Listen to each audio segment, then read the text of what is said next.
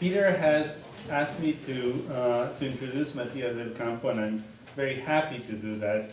I have to say that when Peter sent out the information about the lecture series, suddenly I said, oh, Matias, what is, how is he here and I'm not the one bringing him?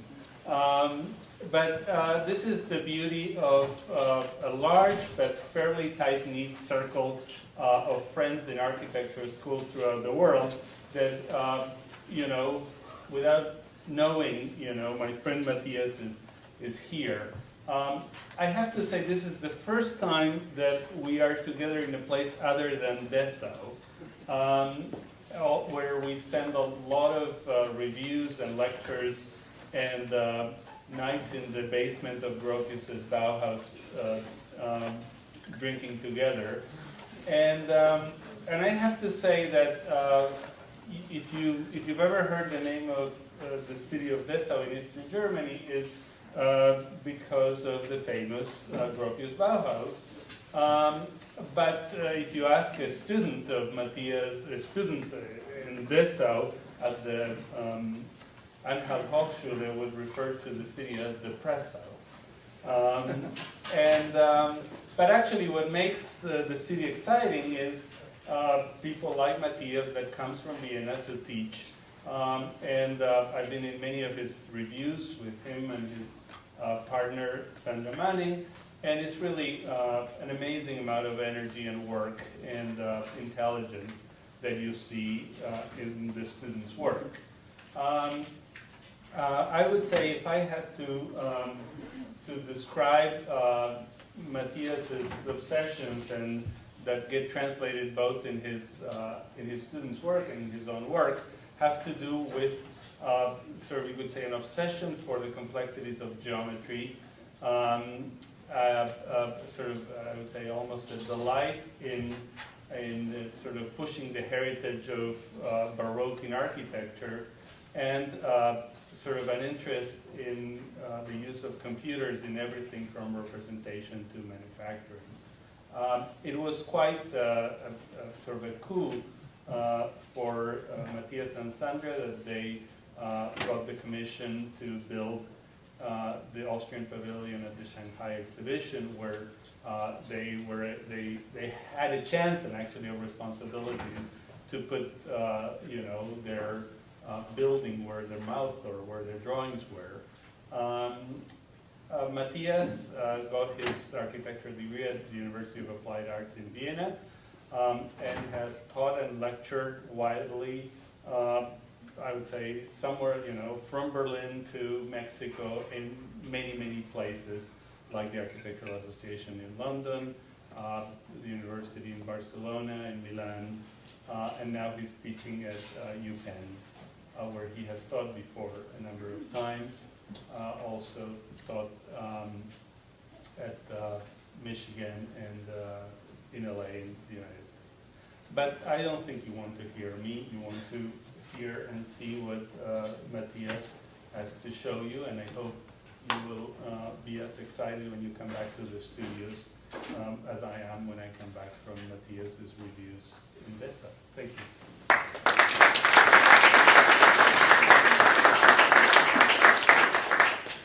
Well, Gabriel, thank you very much for this great introduction. I'm blushing at the moment. First of all, I have to say thank you for the invitation, for Peter, to getting me here and show you a little bit of my work. It's actually interesting, when I was listening now to Gabriel, I actually became aware that your school and the school where I studied is very much related in the way it operates. It's a school where a variety of different fields are clashing and colliding and creating a very interesting ecology of design, and ideas are probably going all around the place. So it's a really interesting school to talk, and I'm really happy that so many of you showed up today. Gabriel already mentioned one of the main words, I think, which is important for both Sandra Manninger and myself, which is obsession. Which kind of obsession drives our work? We're very compulsive in the way we operate. And there's a series of backgrounds to these ideas of where we come from.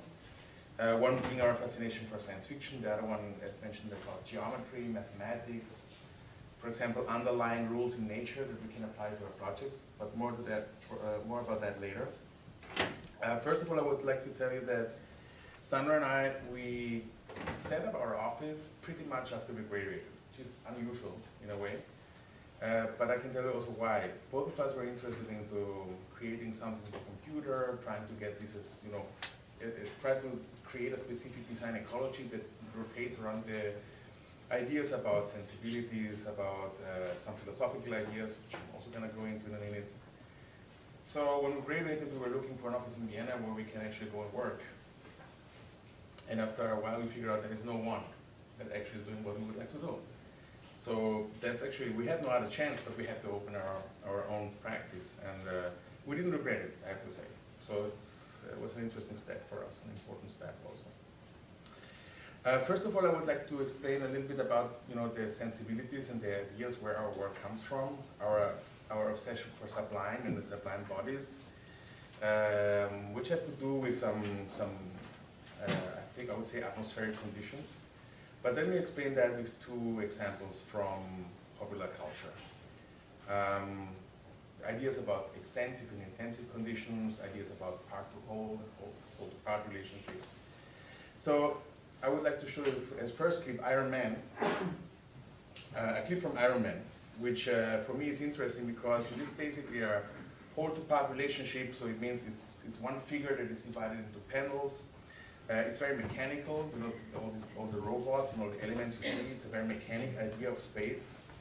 It is, let's say, a minimal architecture that protects the body, enhances the quality of the body, so the hero can fly, the hero can fight the enemies, it has expanded view possibilities and so on. So, but if you look closer into what it is basically an idea that stems from the industrial age, so it's a very industrial way of thinking. So if you go back a little bit in time, you will figure out that this sort of architecture, it can be called an architecture, stems back into things like, for example, the Bexon Crystal Palace as something that has a mechanical nature, it's repetitive elements, it's very industrial in a way. And it describes also something which can be said, can be described as an extensive space, yeah? Or an extensive way of architectural thinking. What do we mean with extensive? Our architecture education basically is based on extensive thinking, meaning we draw a plan, we know exactly how large the space is, we know exactly how long, how wide and how high the space is, we exactly know the position of the windows. So everything is calculable, everything is reducible. So it all is based on specific numbers, on specificity. Yeah? That would be the Iron Man idea. On the other side, there's an alternative method of thinking about space, which is about continuous changes, which is about, let's say, a more continuously changing condition, which is a part-to-whole relationship, meaning small elements create a bigger impression or a bigger space. This is an example from the movie Sunshine by Danny Boyle, which you may know better for Slumdog Millionaire. But he did also this science fiction movie, which is rather not that known, but I think this scene is for me highly interesting. Not only by the way how it talks about intensive spaces, meaning a space that is continuously changing, that is not reducible and so on, but at the same time, you can also think about the fact that both clips that you saw right now are actually computer generated. So the first one with the robot and the mechanics of the parts, as well as this one here, are both computer generated. But they're both thinking about two different ways of space, extensive versus intensive, but also part-to-whole relationship, whole-to-part relationship, and also, for example, panel versus particle, let's say. Yeah? So one created a particle, the other one created a lot of components and elements. The question stays, how do you get these sort of ideas into an architecture environment? I mean, architecture is always about measuring. Architecture is always about having specific extensive conditions.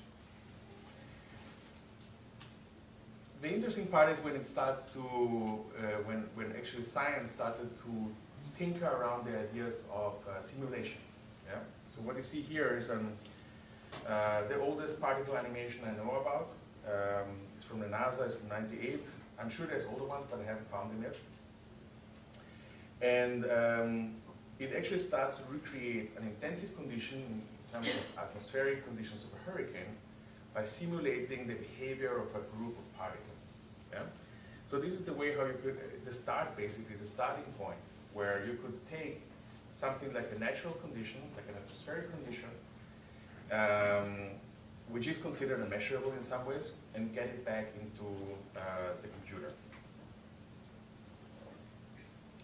I'd like to stop here for a second for another example of extensive and intensive thinking, so that maybe it's another example which actually is, I took that from a lecture from Manuel de Landa, who is a very good source when it comes to theoretical thinking in architecture these days.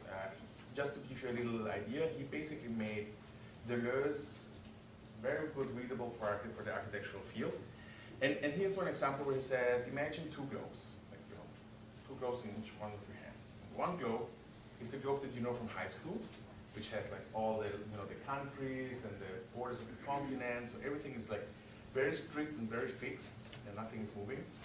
And on the other side, you have a globe that actually depicts the currents of the seas, weather conditions that change, varying magnetic fields, all the things that are actually in continuous change in our world. So our world actually more or less operates in this more intensive way and less in the extensive, which we know from the globe, from this high school globe. So this would be like these two conditions of space that we try to discuss all the time. I'm not saying that one is better than the other. Okay, I think more that it's probably like an interconnected relationship between the both of them, which actually generates a specific architectural idea at the end of the day. I'm going to come back to simulation a little bit later, and when we go more into the work that we've been doing. But for now, I would also say that it's not only about the, let's say, scientific desires in our work. It's not only about reducing mathematics into, you know, geometries and then just creating out of that a specific form. It's also about affect. It's also about how actually space can create a specific atmosphere. It's something that is very important to us. We don't want to reduce architecture to being just a servile condition. We actually want to create, I mean, the wish would be to create an architecture that at the end of the day generates experience, generates something that has a specific spatial quality that also affects the user or the observer. In this case, for example, this harking back into Baroque tradition or into Baroque ideas is about observing two possibilities in terms of generating exactly this idea. We're talking about generating this kind of atmospheric condition.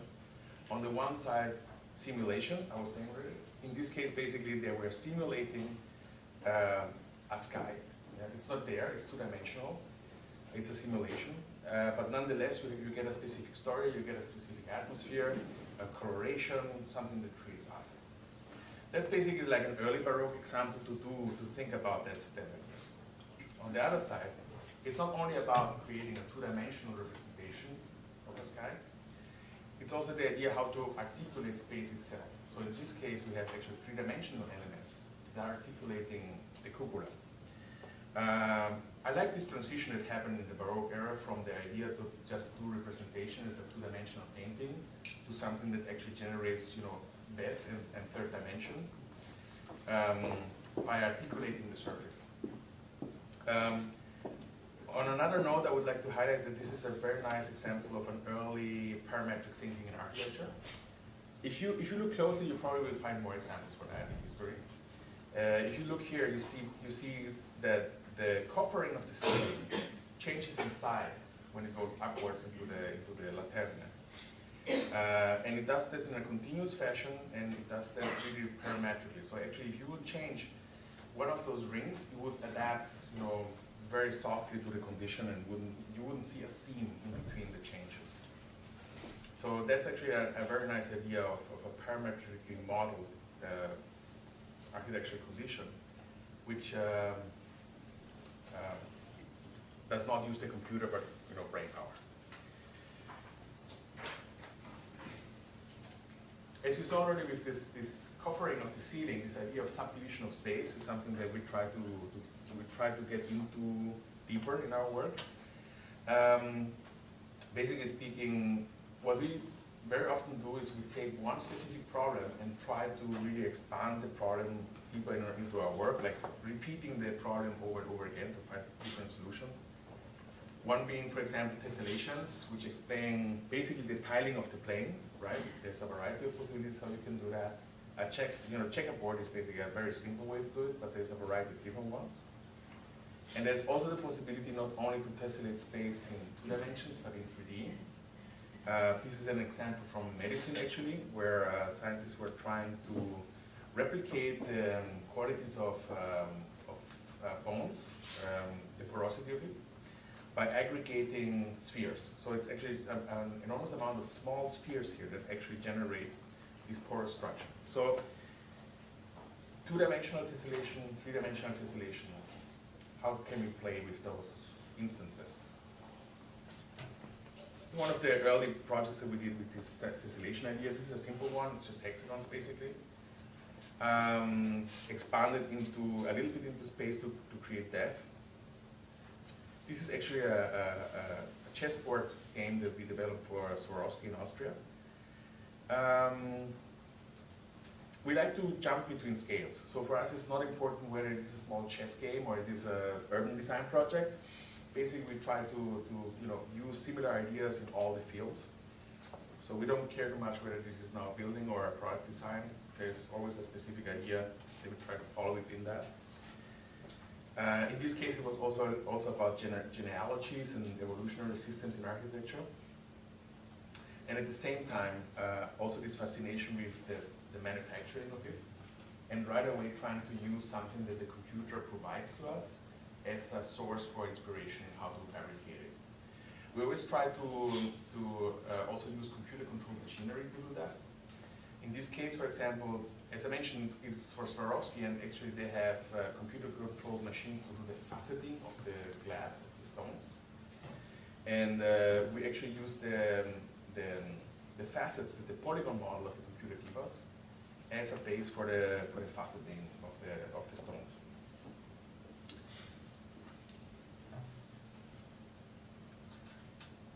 As you can see, it's not a traditional chess game. It's actually an invention from a German mathematician, but his name, unfortunately. It's based on hexagons, and it has a smaller amount of pieces to play. I'm not going to explain all the rules because it will take the rest of the lecture probably. But again, continuing this idea of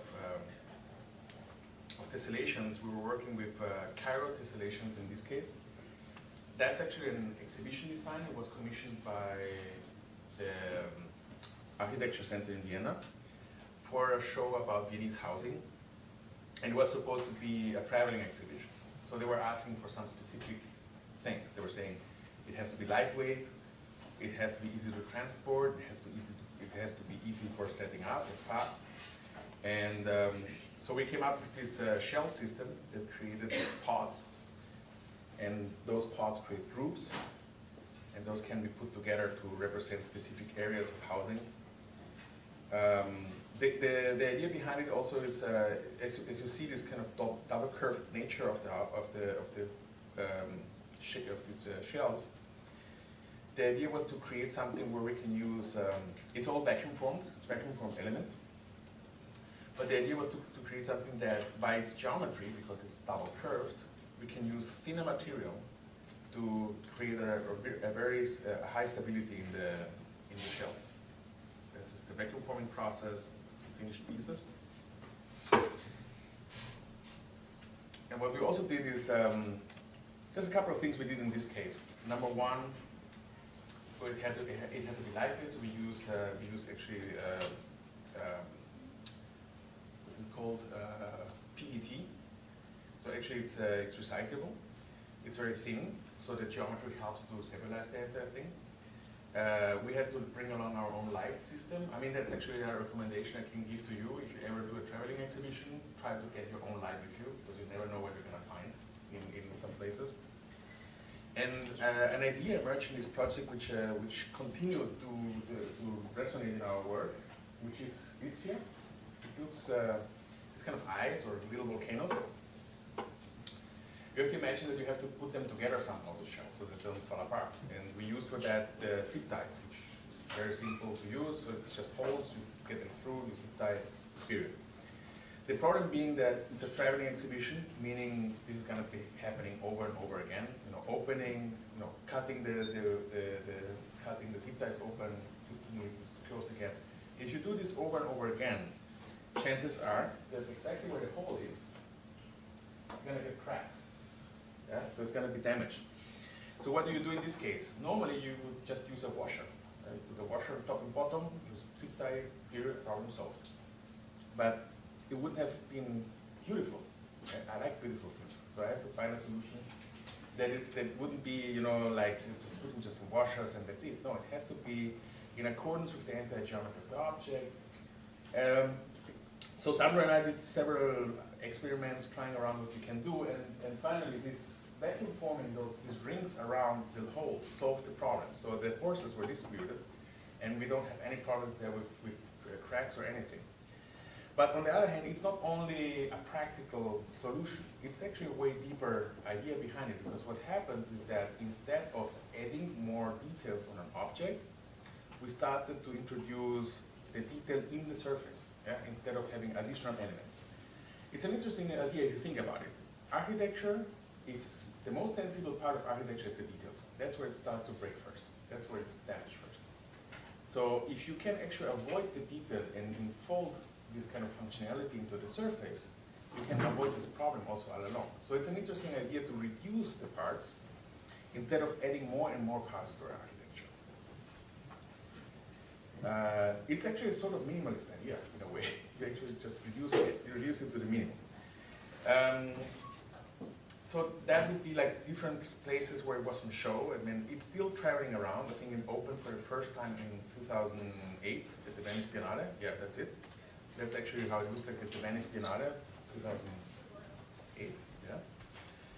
And since then it has been traveling, and I have no idea where it is now at the moment, but it seems to work quite well. I can also tell you that the setup of these pots is really fast. It's about 32 of them, and the 32 pots can be assembled in, I think, 3 to 4 hours. The customer, however, insisted that he also wants some panels. And you see there in the background, there's these panels on the wall. And it's another recommendation, if you do a traveling exhibition, never hang anything on the walls, because it takes forever to set up. So setting up the panels takes an entire day additionally on top of it. You see, we really are obsessive about exploring the problem over and over in different scales. And in this case, we were commissioned to design a park on an island in the Emirates. So you see that here is actually the park, this entire area here. And what you see here in front, this front part here, that's a butterfly house. I don't know if you ever heard about a butterfly house. It's actually really beautiful. So you have this interior and they grow butterflies inside there and they're flying all over the place. There's a beautiful one in Vienna too. And where we got interested into this was the idea, how can we generate patterning, an ornamentational space that basically can perform as a green area, park area, division of spaces, circulation, shading element, fountain, and butterfly house at once. So it should provide all these possibilities. Yeah? And it is basically a combination between triangles and circles, and by manipulating it in specific ways, we actually ended up with those patches, with the green patches for the garden areas, with shading elements. So this kind of flower-like things here, these are shading elements. These round elements here are fountains. As I said, the butterfly house here. And here comes the thing. We did not start the design in order to create something that looks like flowers. Yeah? It actually emerged within the process of making. So we started just with triangles and circles. And by the way, how they're connecting and how far apart they are, how close they are to each other, they start to generate these ornamentation elements. It's funny that in some presentations, people has accused us of trying to get nature under control completely. Yes, that's exactly what we want to do. So, I mean, for me, that's not a problem. Yeah? Again, it's more this kind of Baroque idea of a garden. You know, we really want to control the garden as a specific thing. There's enough other English gardens, yeah? We want to do something different.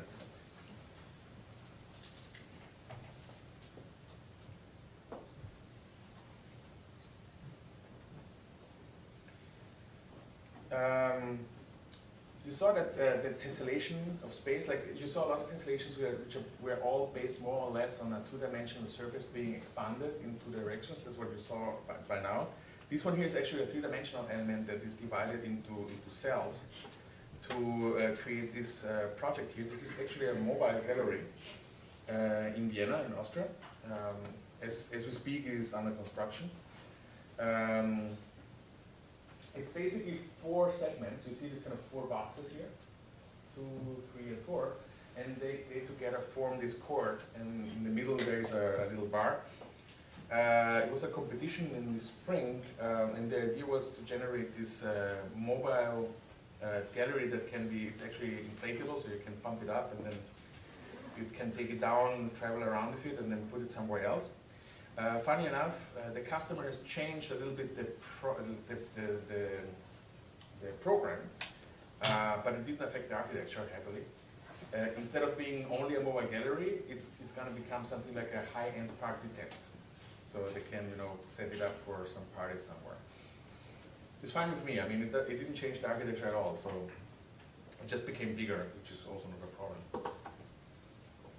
And this kind of idea of the cellular as an aspect of design is returned also in this project, which is for a high-rise project in China, where the cells have a specific depth. So this idea of creating deep cells, which emerged from this gallery, came into, you know, in the next step in this project, where we started to think about the possibility to, because we have these deep cells, and the walls between the cells can be, you know, can create a specific angle, which we're able to generate a facade that provides enough illumination in the interior, but because of the shading avoids heating up the high-rise on the inside, more than necessary. So this is an idea where the geometry actually really helps to provide for an additional service to the building.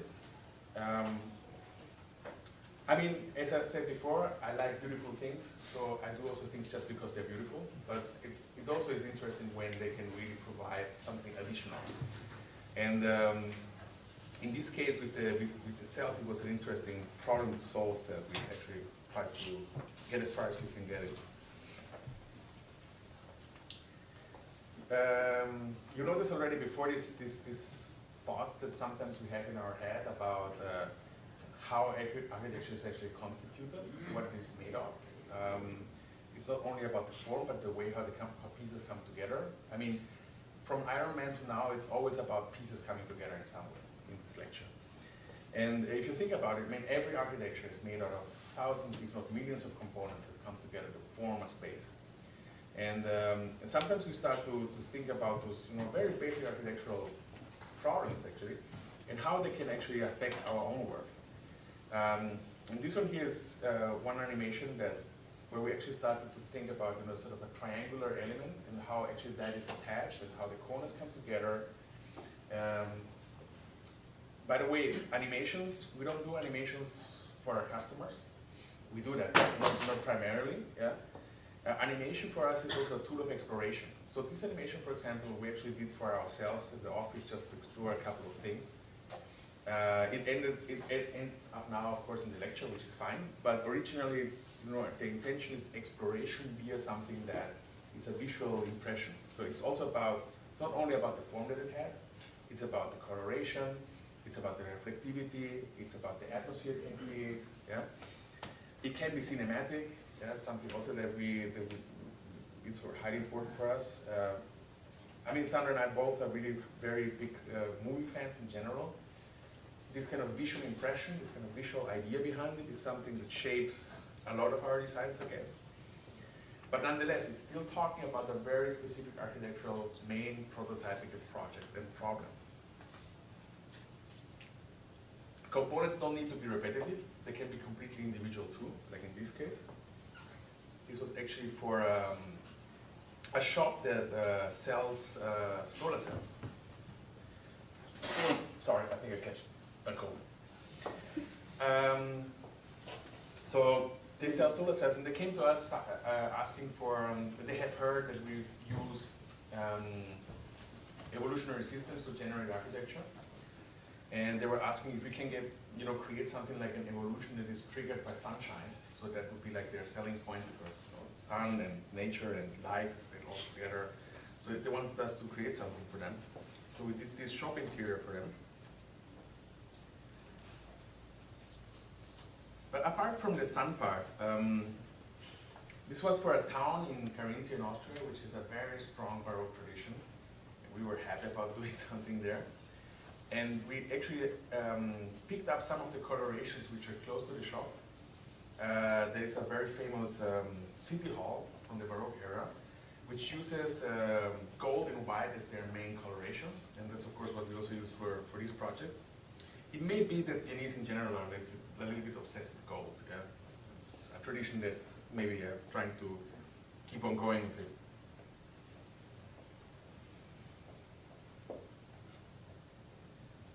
Even Motovarna used gold. So that was like this entire line of thinking about tessellations. Another field of exploration which we were really obsessively exploring for like a really long period is topology. Topology is a field of mathematics. I don't know if I need to explain that.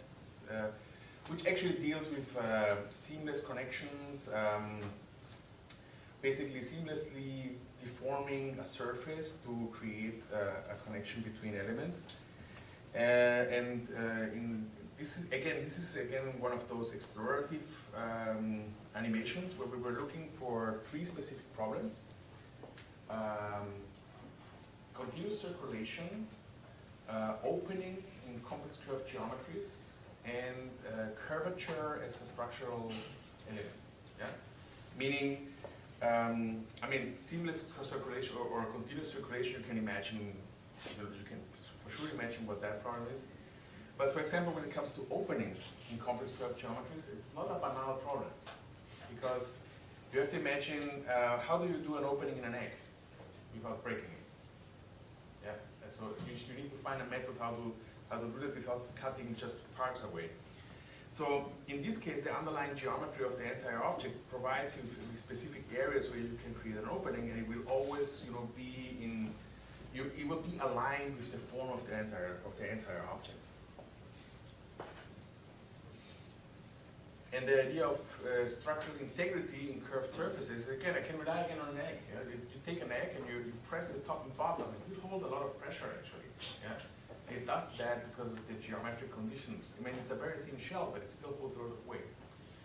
So it would be a beautiful idea if we can actually maybe stray away from the tradition we know from the last, 100 years, to separate surface and structure, but actually to understand that surface and structure can be also, one thing, one element. Yeah?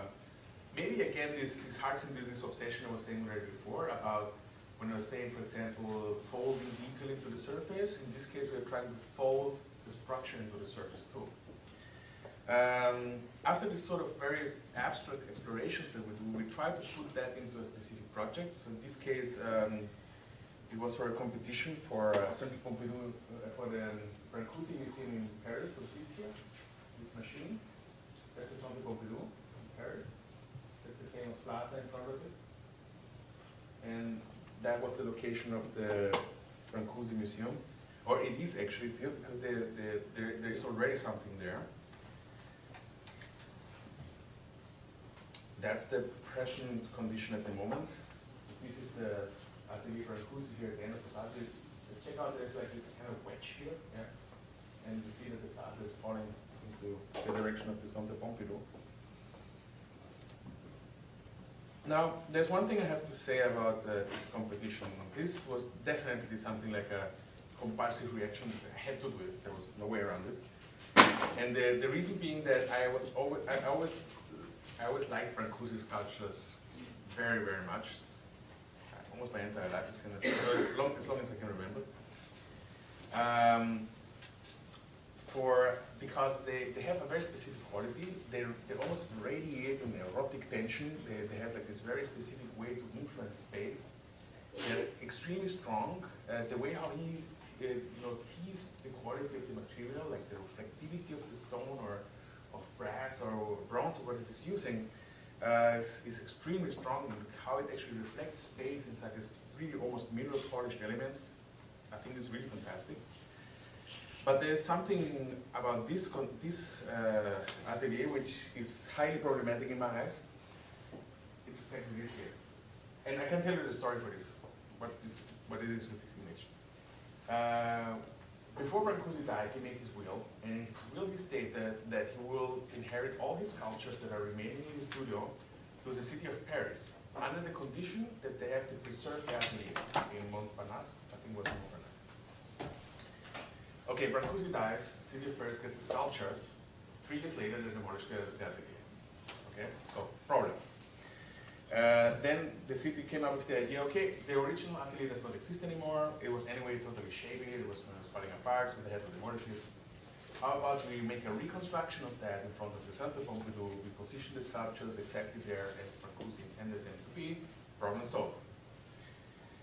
I don't think so, because actually the problem is that this, what is happening here, did not exist in the original atelier, which is, this woman is almost looking like through a glass into the atelier. So there's like a glass set there, and you can look inside. You're basically like looking into a Brancusi aquarium. Yeah? It's really sad because the sculptures have to be experienced in 3 dimensions. You have to be able to walk around them. You have to be able to experience them from different angles. That's a very important part of what the sculptures can do. So in the competition brief, they asked to actually preserve that condition. Again, reconstruct the atelier. And we refused that. We said, no, we're not going to do that because it's not the best for the sculptures. And we actually mentioned also that it's not always the best to really fulfill the will of the artist. And I have an example for you. If we would have followed the will of Kafka, we would have nothing to read of him, because he wanted his works to be burned after he dies. But Mr. Broad, who actually inherited or who was actually the follower of Kafka, refused that. He said, no, he's not going to burn all the manuscripts of Kafka. So sometimes you just have to avoid, the artist sometimes doesn't know what it is. Just doesn't know.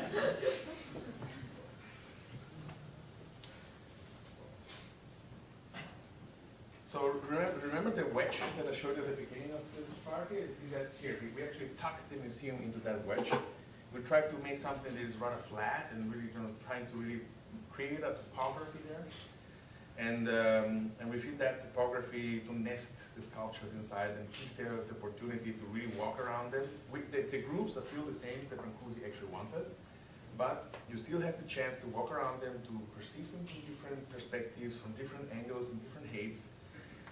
So you can look like a little bit from top, you can look almost from below. So you have really the possibility to experience those elements, the sculptures, as something that is highly three-dimensional. That's how we tucked it into the plaza, almost like a sand dune.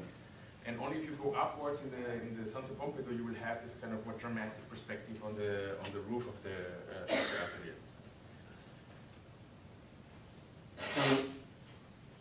This competition we actually won, but it's not going to be built. By the way, this happens more often than you think, so get used to it.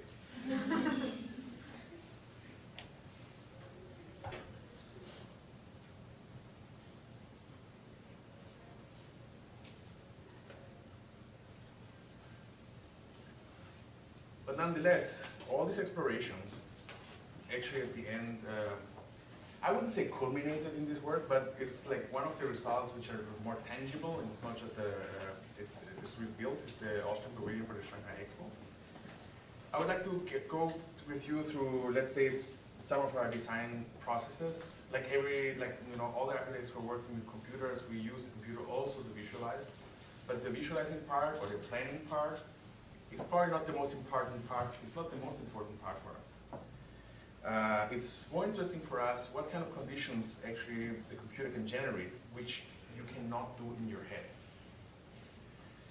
So what you see here is 100 generations of different models of the Austrian pavilion, which were all following the three main characteristics that we wanted to have for the pavilion. So three things that we wanted to have. One was a recessed entrance to create shading in front of it. A recessed roof that will create a garden in the top, and an entrance to the restaurant, which was on the top floor from the first floor. So you had the possibility to go upwards from the outside.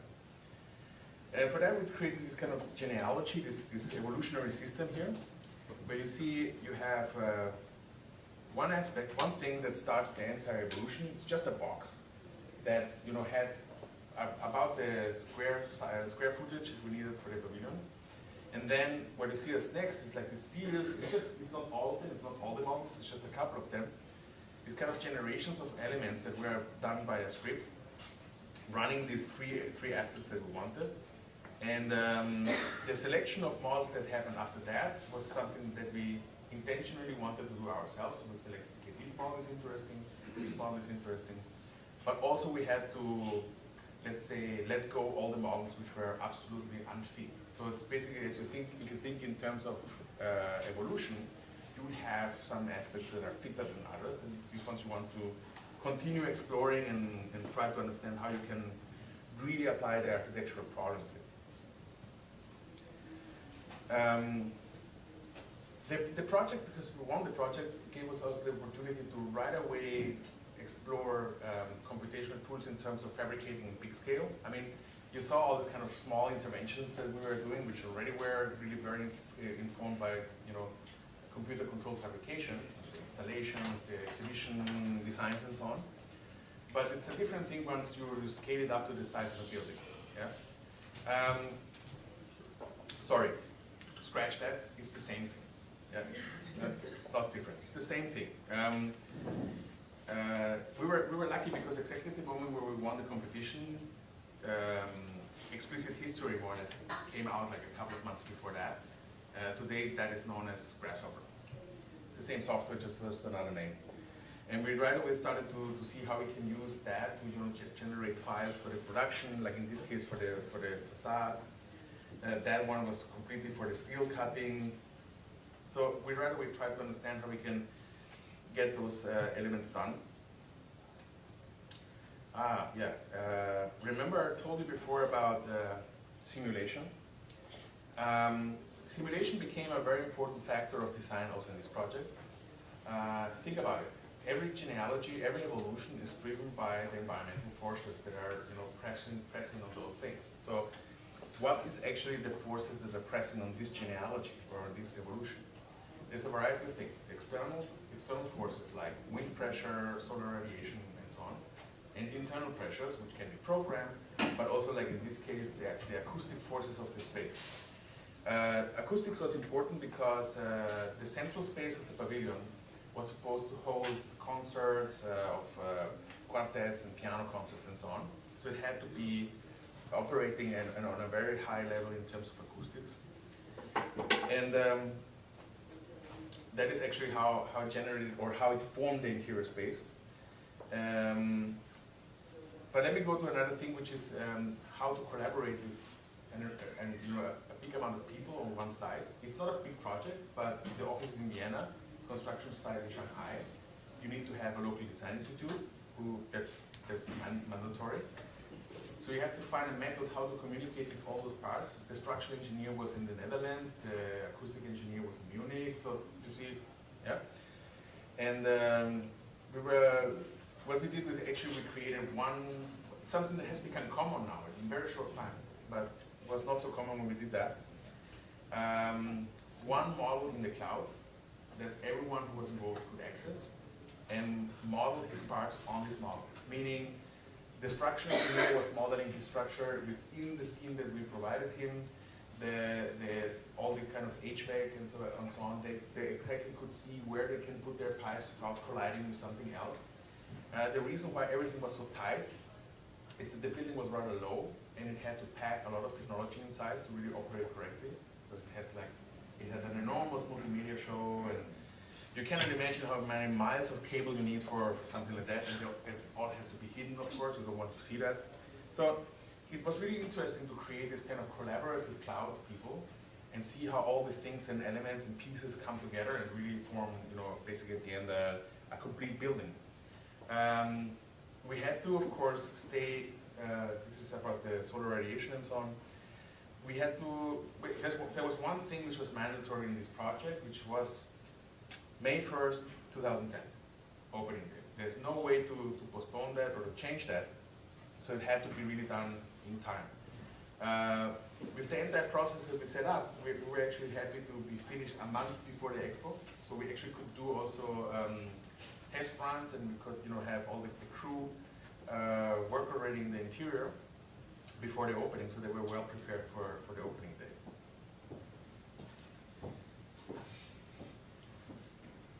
As I said before already, like this fascination for the fabrication, I think I can highly recommend to you, if you have the chance to use this machinery, to learn it at least once, you should really do that. It really gives you the possibility to think in larger scale of how you can operate within this environment and how you can really create basically what you design on the computer to be exactly what you really realize in real life. That, I think, is still the goal, is what you design, to really realize that without, in best case, without any compromise. Yeah. I'm happy that in this case we didn't have to do any compromises in terms of the design. But I have to admit also, sorry. Yes. I have to admit that the jury actually who gave us this project, it was a two-stage competition, Europe-wide. First round was around 300 projects. Second round was 5 projects. We were among those 5 projects. And I have to say that the jury really had guts, yeah? Because young company, no experience in building, or very little experience in building, and they say, can you give them a project in China? Yeah? So it was a brave decision, and I'm happy we didn't disappoint them. That would have been bad. Just as an information, the facade of the building is made of porcelain. We also had the chance to create the entire interior, which is also something that does not happen necessarily in an expo project. Sometimes you can design the exterior as an architect, but then you have another person designing the interior. So we were in the lucky situation really to go through with the entire design and do almost every aspect. I would have loved to do even the graphic design for the thing, but that didn't happen. And that was the day before the opening. The pavilion was visited in 6 months by about 3.5 million people, which is around the number that we calculated. It's a bit more, but it's around the number we calculated. And it was in actually quite good shape when it was demolished. So in the same line, this is just briefly a project about it's a museum in Dubai. Sorry, not Dubai, but around the area. Basically, based on the same principle of evolutionary system, generating a specific area, responsive to the environmental conditions. For example, all the shading was done that way. We actually put a lot of those projects, which deal with topology in one series of designs, in one series of competitions. That's another museum that's in Maribor, which is the cultural capital of Europe this year, and they actually made a competition for a museum. Again, the battering is responsive on 2 aspects, one being program and the other one being the solar radiation here. Here you can see that pretty clearly. The density of the openings, the variation of the openings, and the coloration of the facade all respond to this one model here.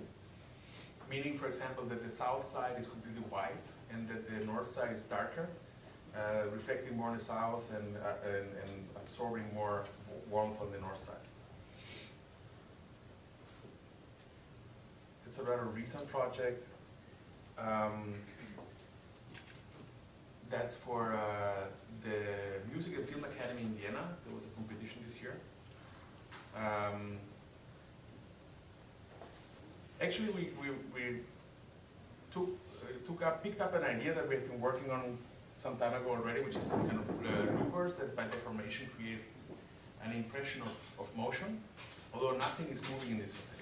So this is only really the geometry that gives you the impression or kind of almost like a fata morgana of motion. Both Sandra and myself are pretty convinced that anything that can, like, there's these ideas of creating movable facades or that are really highly responsive and then move around. I'm a bit suspicious about that. I can tell you why. Everything that moves in a facade is doomed to break. Yeah? So the more intelligence you can put in the geometry of the facade, instead of having moving elements, the higher the chances are that it will survive longer without any maintenance. In this case, the deformation, this kind of moire effect that you see, was created by a rather simple effect. It's straight lines on the front side of the louver, and the back side is deformed, and the deformation is controlled by, first of all, program again, so you can actually, you can actually guide a view to the outside, depending on which direction you put the louver. But it's also dependent, of course, on some aspects like, again, the solar radiation. It's something that is almost multi-present or omnipresent in things we've been done recently. I think also because of the fact that it has become so easy now to tie data like solar radiation to a specific design process through parametric tools. That has become something that is very accessible today.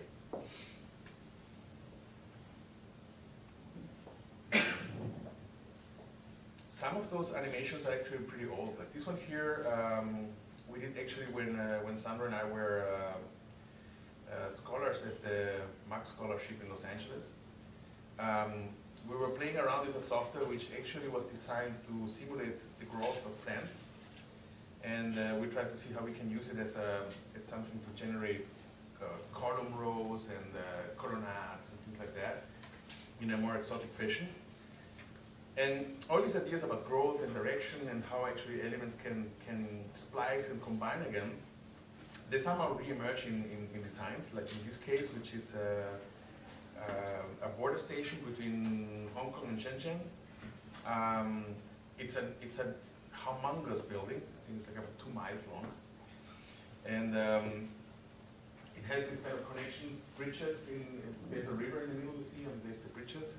And what I like is really to pick up things from the competition brief and really use them extensively as a design element.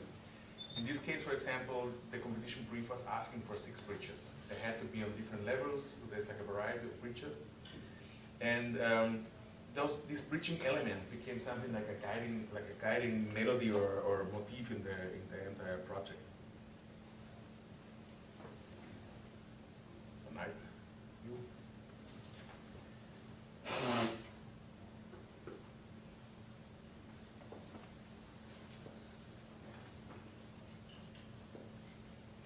So you see, like a huge amount of the work we did was all based on ideas of topology and how they are actually influencing let's say the generation of space.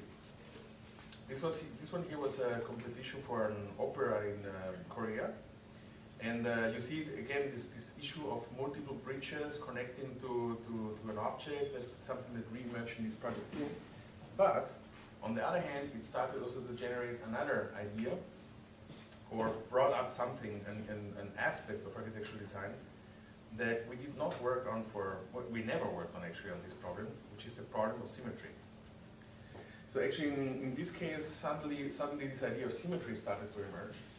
And I understand that for a long, long time, the aspect of symmetry was suspicious in architectural design. It still is to a specific extent, because of it harking back into Beaux-Arts and things like that. I have nothing against Beaux-Arts, but I'm interested into the idea how I actually can get something like symmetry into a contemporary architectural discussion.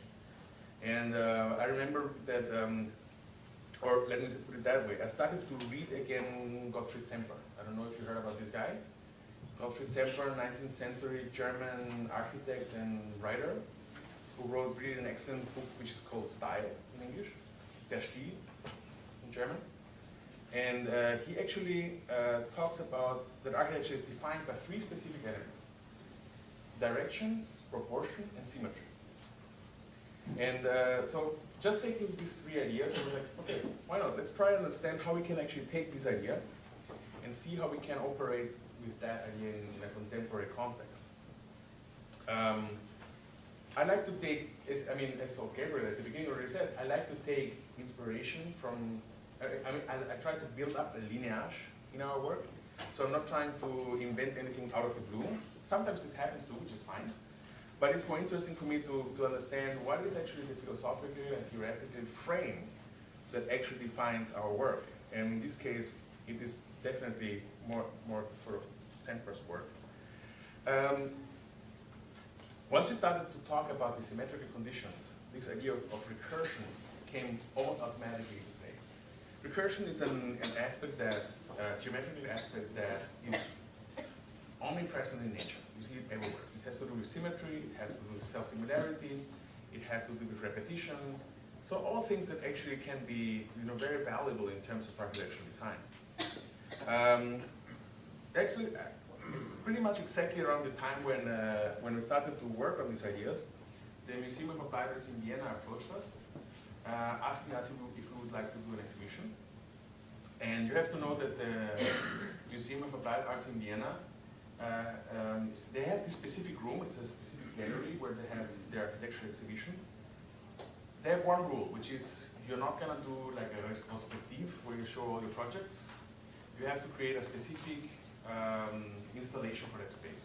So this came for us very handy because we were already like looking into how we can use recursive geometries and how we can generate three-dimensional impressions of recursion. You may know, recursion basically is what you also know as fractals. Fractals, I actually tried to stay away from fractals for a long time because they have been abused and abused a lot. But 2 years ago, when we started doing this, the interesting thing was that the possibility to create three-dimensional recursive geometries came up, which is a novelty. Didn't happen before. So we started to look into this. And as I was saying about this kind of lineages, there's something I have to tell you that is for me important. I live in Vienna. I've been living almost my entire life there. And Vienna has a very strong presence when you walk around. It has, you walk in the street and you see Gothic, you see Rococo, you see Baroque, you see Jugendstils, you see all this, in incredible quality. And I became aware that actually that influences me as an architect. I probably tried, like every young architect in Vienna, I tried to somehow refuse that and say, no, I'm doing my own thing there. But you probably cannot escape that in some way or the other. So instead of refusing it, I start to embrace it and talk about how actually that can inform my architectural designs. And in this case, this is something contemporary, this is something new, but nonetheless, it has this kind of sensibilities I was discussing about. It has this Baroque sensibilities, it has this Rococo sensibilities, it has this Jugendstil sensibilities. They're all present, but we don't copy them. And that's the thing behind it. We don't copy, we don't quote. We actually try to generate something novel out of these lines of thinking. And that's what is informing at the moment the designs we're doing now. That's what I'm going to show you next time.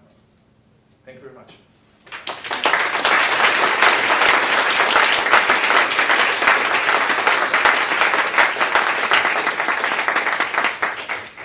Matias, we take questions. Of course. Happy to answer questions.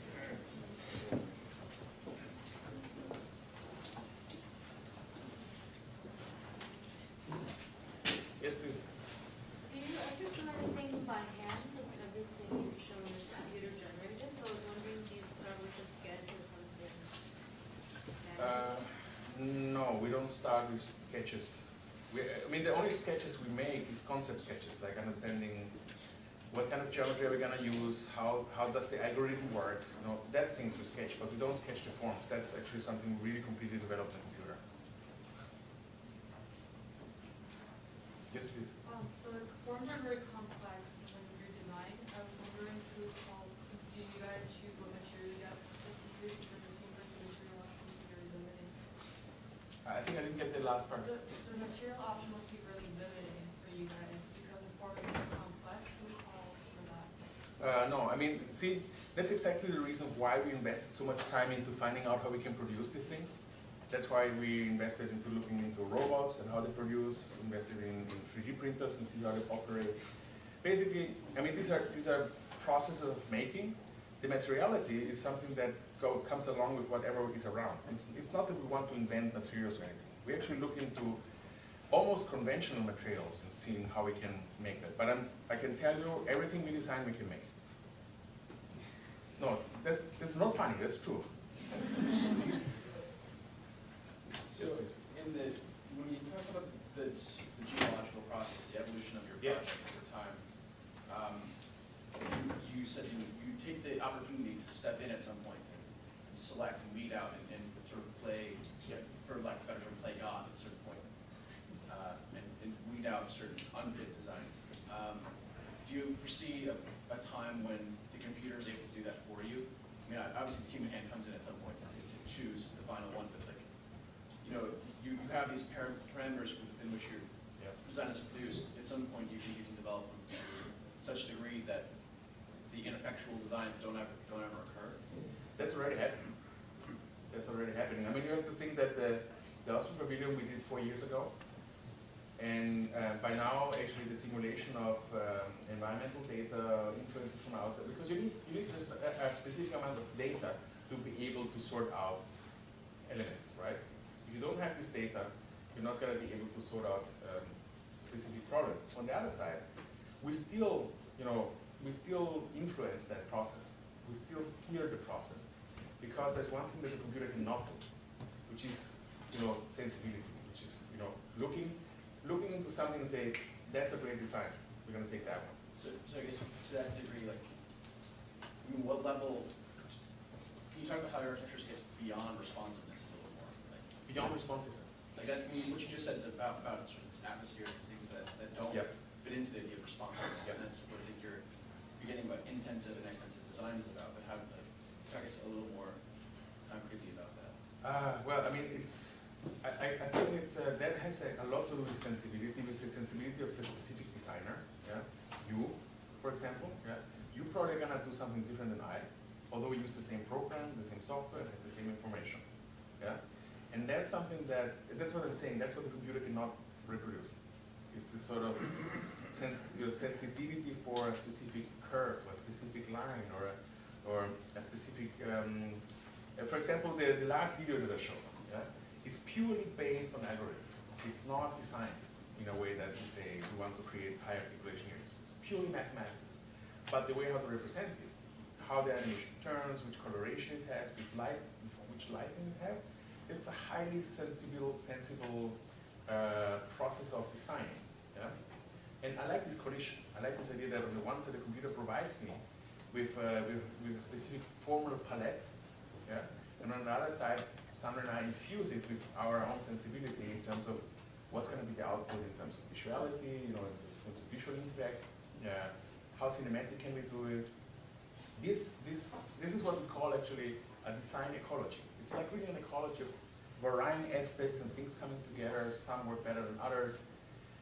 And sometimes it's almost like an alchemistic process. Yeah? Yes, please.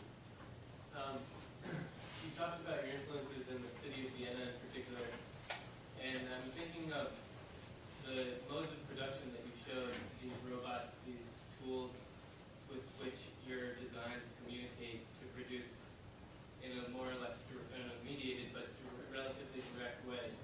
And I wonder if you can talk about the production of your work or similar work in relation to the Gothic Cathedral, which was a one-off thing in many ways, and also these tools for production which are increasingly available at the desktop scale or to an individual. Is there a generic design that you produce, or what is your relation to that?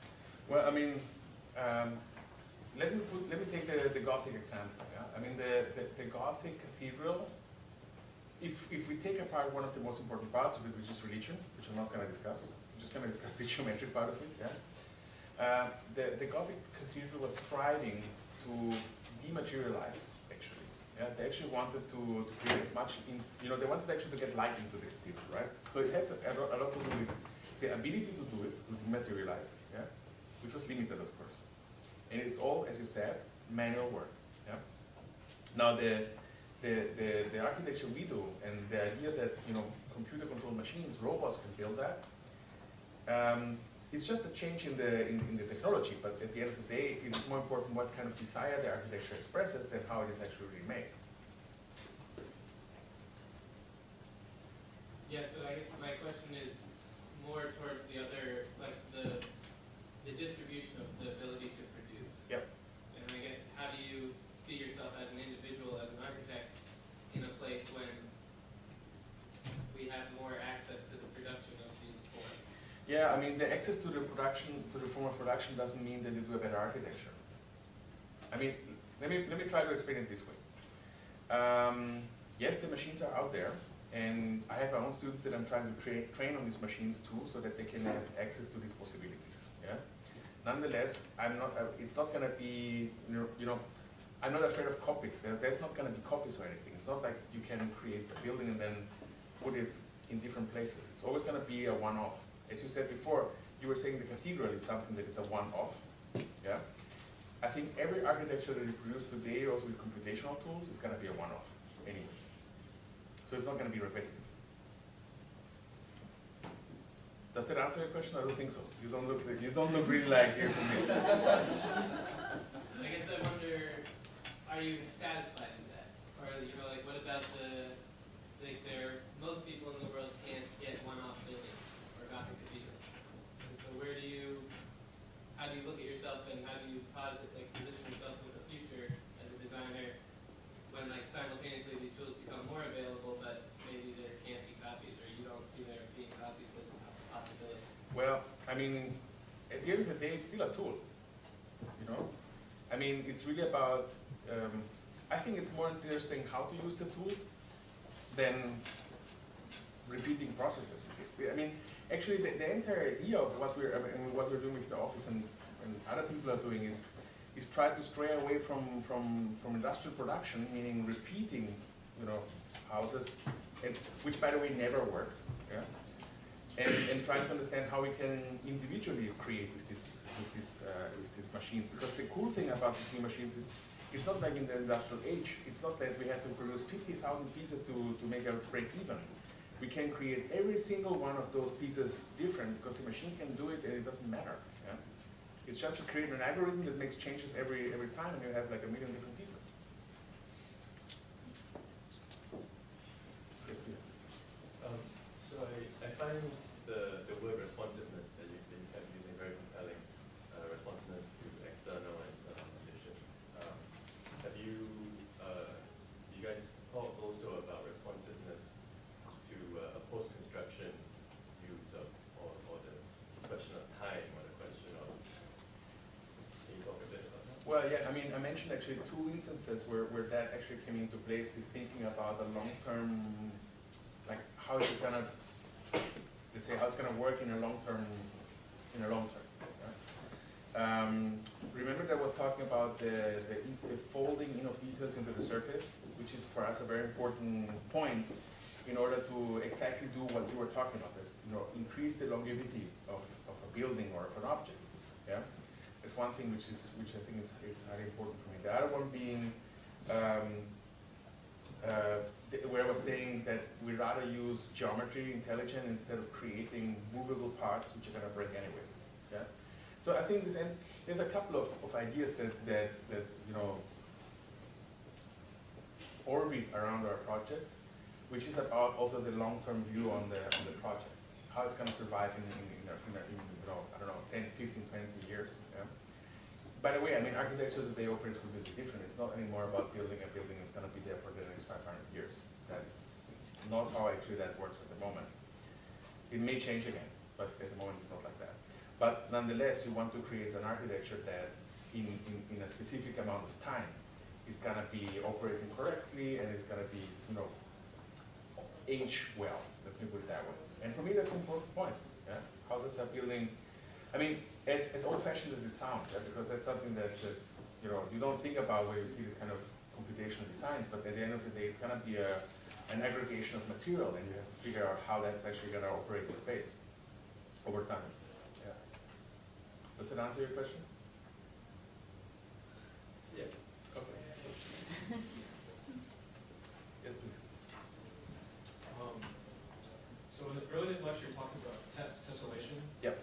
And how you would use that in deploying smaller scale installations. And then later on, tessellation becomes more of like a facade feature or like a constructed element. But then a lot of the geometry that you would show becomes very custom and very obviously computationally created, more baroque. Does tessellation lose its applicability at the building scale, or are you just interested in exploring geometry at a more complex level at a building scale?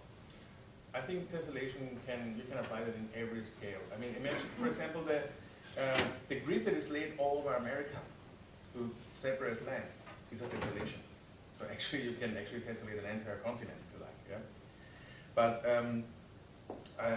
I think that the last project was, it's true. It's more like a hybrid between tessellations and let's say attractor point driven geometries, because you just create attractor points and that defines the circle sizes and so on. So it is less puristic. It's true. It's a less puristic project. It's a more playful project. But I like also the playfulness of that project.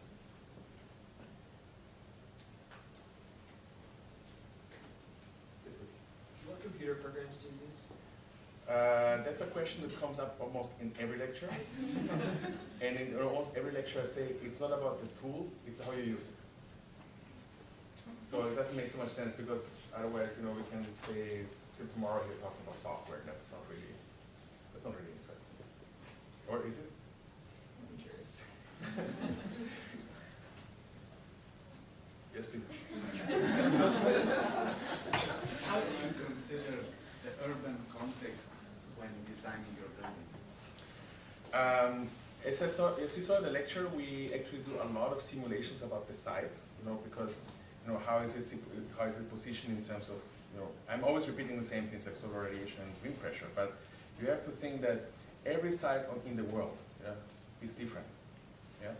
And the one thing we believe more is about the environmental pressures on that site than the cultural or, let's say, the Genusholz idea. That's something that's not so interesting to us. Yeah? That's actually how we work on those sites. Last question. Yeah. Okay. So I'm just trying to place the last response. So the 6 bridges in Hong Kong could be 6 bridges anywhere with the same site condition? No, that's a different thing. Okay. That has to do with the program which the competition brief was asking for. So the competition brief says we need 6 bridges, we deliver 6 bridges. Yeah. But if it's another project somewhere else, there's going to be other pressures that actually form the project. So I mean, pressures can be environmental, programmatic. Yeah, that's like the main 2 ones. Cultural. Yeah. Basically the 3 main ones. I don't want to go into other, because there's other pressures too, but politically and so on, but that's not really what I would like to discuss. And those 3 elements actually define most of the time the architecture. By the way, architecture is a cultural expression, yeah? And it doesn't mean that it always has to be culture influencing it. The architecture itself can feed back into culture. There's more questions. Sierra, Okay.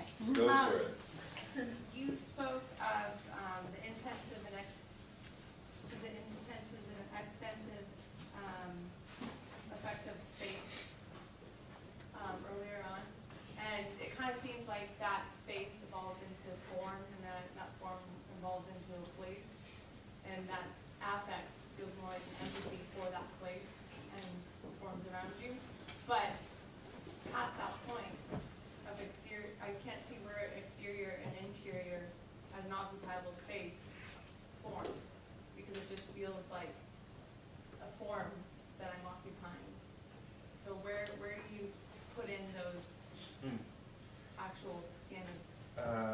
deny that you're occupying a form right now? But